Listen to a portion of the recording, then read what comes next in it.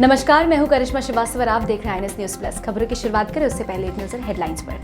कृषि कानून पर सरकार और किसान संगठनों के बीच बातचीत हुई खत्म। बातचीत में 4 प्रस्तावों में से 2 पर हुई रजामंदी। MSP और कानून वापसी पर 4 जनवरी को फिर होगी बातचीत।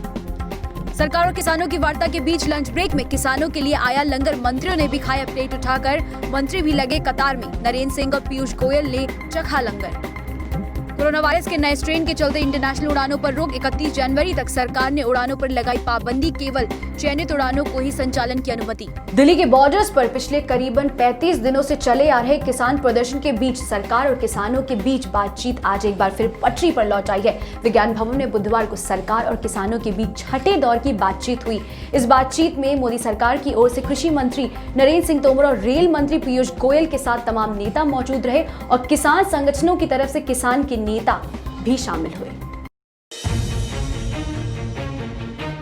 केंद्र सरकार द्वारा लागू किए गए 3 कृषि कानूनों पर गतिरोध जारी है। किसान आंदोलन खत्म कराने की दिशा में सरकार की ओर से की गई पहल पर किसान संगठनों के नेताओं की केंद्र सरकार के साथ छठे दौर की औपचारिक वार्ता जारी है। फिलहाल सकारात्मक माहौल में बातचीत चल रही है, लेकिन किसान नेताओं की तरफ से जो कुछ लोगों से जुड़े हुए हैं जो बाहर हैं उनसे बातचीत करने पे ये बताया जा रहा है कि जो 4 प्रमुख मांगे हैं उसको लेकर के किसान नेता अड़े हुए हैं। पहली मांग है तीनों कृषि कानूनों पे उनको संशोधन मंजूर नहीं है, तीनों कृषि कानूनों को वापस लिया जाए। और दूसरी प्रमुख मांग है कि MSP पे कोई वो कानूनी जमा चाहते हैं, कोई वैसा आश्वासन मौखिक आश्वासन नहीं चाहते हैं कि इस तरीके से सरकार बार बार करे कि MSP कोई प्रभावित नहीं होने वाली है, MSP पहले की तरह जारी रहेगी। लेकिन किसान नेताओं का कहना है कि आप लिखित में भी दे देंगे तब भी हमें आपके वादे पर एतबार नहीं है, बल्कि आपको इससे कानूनी जमा पहनाना होगा। कानूनी जमा पहनाने का मतलब यह है कि अगर MSP से नीचे की रेट पर खरीद होगी तो वो एक प्रकार से दंडनीय अपराध माना जाएगा। और तीसरा इनकी जो किसान नेताओं की मांग है, जो वो चाहते हैं कि जो दिल्ली NCR में प्रदूषण रोकने के लिए जो कानून बना है उसके दायरे से किसानों को बाहर किया जाए। अगर कोई किसान पराली जलाता है, वो मिलता है या जो भी चीजें होती है उसके खिलाफ उस तरीके का कोई एक्शन न लिया जाए।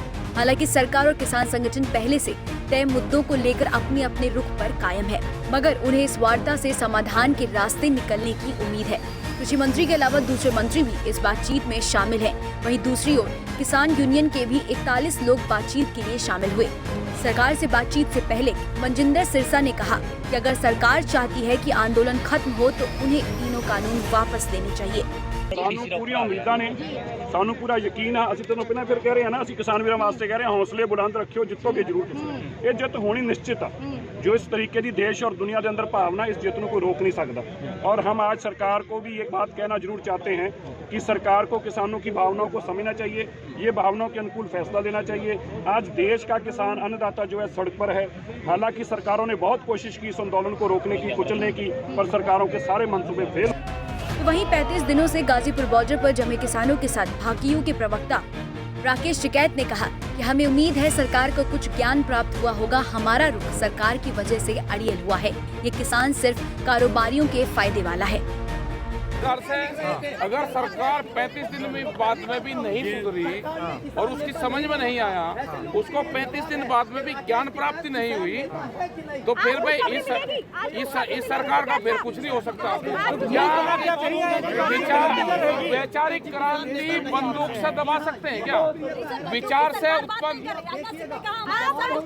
मैं ये कह रहा कि जिन लोगों ने कहा है वे क्या खेती करते हैं, उन्होंने अपनी फसल कहाँ बेची, उनको लाभ हुआ या हानि हुई, वो डाटा दे दे हमको। ये सारी चीजें रखेंगे। MSP पे कानून बने, 3 बिल वापसी हो, स्वामीनाथन कमेटी की रिपोर्ट लागू हो, बिजली का बिल जो जाए है कानून वो वापसी हो, NGT के कानून वापसी हो। 2 साल तक नहीं, हम तो अपनी जो फसल बोते हैं उसका भी 6 महीने तैयारी कर ले पहले। हमें कानूनों के बारे में पता है, इसका दिल्ली से नहीं, हमारे खेत में पता चल रहा है। सरकार की ओर से बार बार कहा जा रहा है कि किसानों के मसले का समाधान वार्ता से ही होगा और सरकार के आग्रह पर ही आंदोलन की अगुवाई कर रहे किसान संगठनों के नेता अगले दौर की वार्ता के लिए राजी हुए हैं। ब्यूरो रिपोर्ट, खबर INS। कृषि कानून के मुद्दे पर किसान और सरकार के बीच बुधवार को एक बार फिर बातचीत हुई है और इस बातचीत के बीच में जो किसानों के लिए लंगर आया था उसे नेताओं ने भी खाया। विज्ञान भवन में ऐसा नजारा पहली बार देखने को मिला। देखें पूरी रिपोर्ट।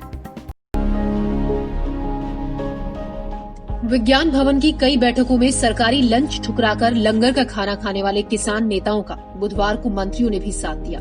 कृषि मंत्री नरेंद्र सिंह तोमर, रेल मंत्री पीयूष गोयल और केंद्रीय राज्य मंत्री सोम प्रकाश ने विज्ञान भवन के अंदर लाइन में लगकर आम किसान नेताओं की तरह लंगर का खाना खाया। इस दौरान एक किसान नेता ने सेल्फी भी ली। लंगर के खाने की व्यवस्था दिल्ली गुरुद्वारा प्रबंधन कमेटी ने की थी।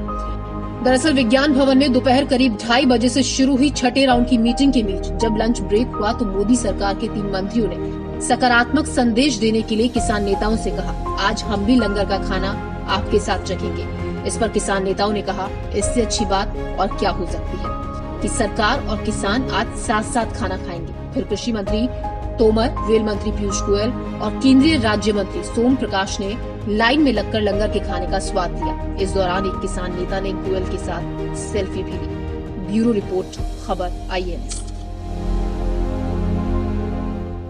कोरोना वायरस के नए स्ट्रेन में भारत में भी अब एंट्री ले ली है। हाल ही में ब्रिटेन से जो लोग आए थे, उनके संपर्क में जो लोग आए थे, करीबन 200 लोगों को क्वारंटीन भी कर दिया गया। इसी को देखते हुए सरकार ने फैसला लिया है कि 31 जनवरी तक सभी इंटरनेशनल फ्लाइट्स पर बैन भी लगा दिया गया है। देखिए पूरी रिपोर्ट।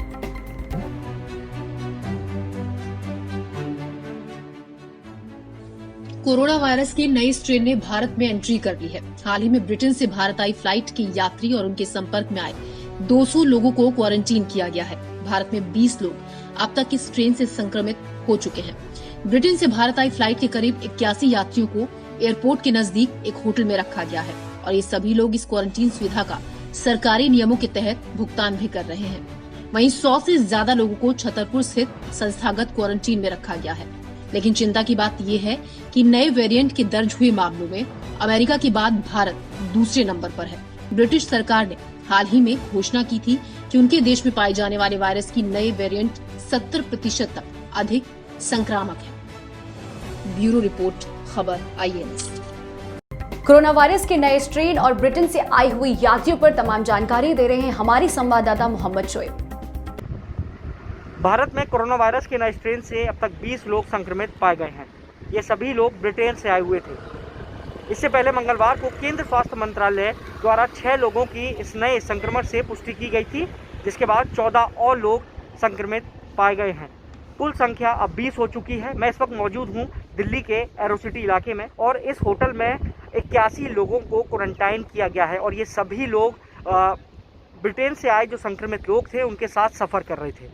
यहाँ पर इन लोगों को पेड सर्विस है, यानी कि जितने भी लोग यहाँ रुके हुए हैं उनको एक सरकार के द्वारा जो गाइडलाइंस के तहत जो पैसा बताया गया है वो पैसा पे करना होगा।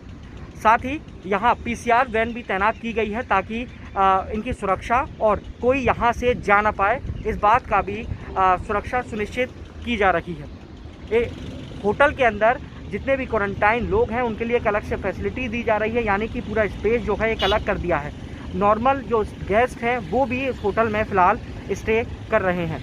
Mohammad Shoaib, IANS TV, Delhi.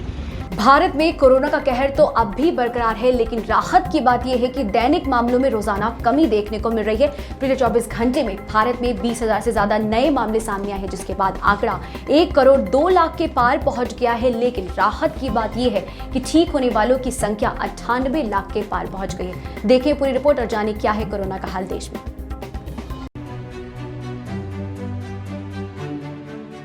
भारत में कोरोना स्ट्रेन की एंट्री हो चुकी है और इस दस्तक ने लोगों की चिंता भी बढ़ा दी है। भारत सरकार ने बुधवार को ब्रिटेन से आने जाने वाली फ्लाइट पर रोक बढ़ाकर 7 जनवरी तक करने का फैसला किया है। ब्रिटेन में कोरोना वायरस के नए स्ट्रेन मिलने के बाद सरकार ने पहले 31 दिसंबर तक फ्लाइट पर पाबंदी लगाई थी, लेकिन स्थिति को भांपते हुए अब इसे और बढ़ा दिया गया है। ये सारी कवायद कोरोना स्ट्रेन के चलते ही की जा रही है। देश में आज नए कोरोना वायरस के 14 केसेस सामने आए हैं। इससे पहले ब्रिटेन से आए 6 लोगों में कोरोना वायरस के नए स्ट्रेन के संक्रमण पाए गए थे, लेकिन अब देश में इनकी संख्या बढ़कर 20 हो गई है। कोरोना स्ट्रेन बच्चों के लिए ज्यादा खतरनाक है। मेरठ में यूके से लौटा एक पूरा परिवार कोरोना संक्रमित है। इस परिवार में एक 2 साल की बच्ची कोरोना स्ट्रेन से संक्रमित है, जबकि बच्ची के माता पिता कोरोना वायरस से संक्रमित है। फिलहाल पूरा परिवार डॉक्टरों की निगरानी में है। एक और कोरोना स्ट्रेन से लोगों में डर है, लेकिन इन सब के बीच राहत की बात यह है कि भारत में कोरोना वायरस की रफ्तार धीमी पड़ती नजर आ रही है। स्वास्थ्य मंत्रालय के बुधवार सुबह जारी किए गए आंकड़ों के हिसाब से भारत में पिछले 24 घंटों में कोरोना वायरस के 20,550 नए मामले सामने आए हैं, जिसके बाद देश में कुल मामलों की संख्या 1,02,44,853 हो गई है। इसी दौरान कोविड-19 से 286 मरीजों की मौत भी हुई है, जिसके बाद कुल मौतों का आंकड़ा 1,48,439 तक पहुंच गया। देश में अब तक 98,34,141 मरीज कोविड-19 से ठीक भी हो चुके हैं। फिलहाल 2,62,272 मरीज सक्रिय रूप से संक्रमित हैं। रिकवरी दर 95.99% है, जबकि मृत्यु दर 1.45% है। आपको बता दें कि ICMR के मुताबिक 17,09,22,030 सैंपल्स की अब तक देश भर में जांच हो चुकी है, जिसमें 11,20,281 सैंपल्स की जांच मंगलवार को हुई है। ब्यूरो रिपोर्ट, खबर INS। राजधानी दिल्ली में महिलाओं को ब्लैकमेल करने वाले एक शख्स को दिल्ली पुलिस ने गिरफ्तार किया है। आपको बता दें कि ये शख्स करीबन 100 से ज्यादा महिलाओं को अब तक ब्लैकमेल कर चुका है। पुलिस के मुताबिक ये शख्स सोशल मीडिया अकाउंट से महिलाओं की पिक्चर्स को निकालता था, फिर उन्हें मार्क करके इन महिलाओं को ब्लैकमेल करता था। देखिए पूरी रिपोर्ट। नोएडा के रहने वाले 26 साल के युवक को पुलिस ने एक महिला को ब्लैकमेल करने के आरोप में गिरफ्तार किया है। पुलिस में शिकायत करने वाली महिला बैंक मैनेजर है, जिसने पुलिस को बताया कि इस शख्स से महिला की जान पहचान सोशल मीडिया पर हुई। जान पहचान बढ़ने पर महिला की कुछ फोटो को लेकर इस शख्स ने महिला को ब्लैकमेल करना शुरू कर दिया। पीड़ित महिला ने पुलिस को ये भी बताया कि आरोपी शख्स ने महिला से कुछ रकम भी मांगी और धमकी दी कि अगर उसे पैसे नहीं मिले तो वो महिला की फोटो सोशल मीडिया पर डाल देगा।